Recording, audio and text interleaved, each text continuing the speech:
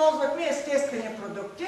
Най-различни плодове, като започнем от пролетните ягоди, малини, капини, минем през ябълките, дори авокадо използвахме.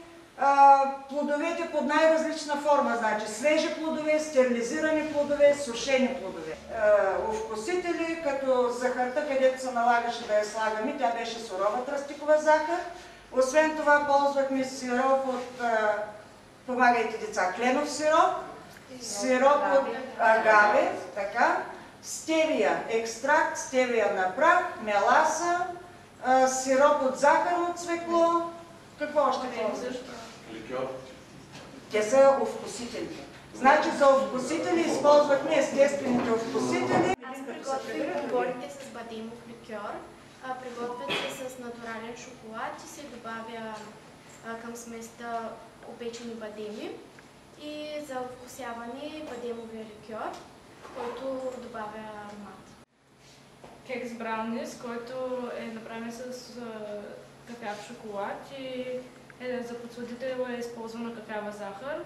В кекса има също така орехи и според мен е доста готин и сладък. Също така приготвих тортата с извара, като за основа има маслено тесто. И това отгоре също, което виждате като краса също от маслено тесто.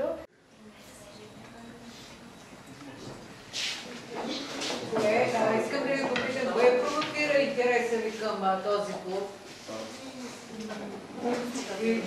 Лично най-много ме провокира това, че са здравословни десертите и знам, ако искам да си приготвя нещо сладко, с какво мога да заместя това, което продават в магазините, което е нездравословно трупат се калориите.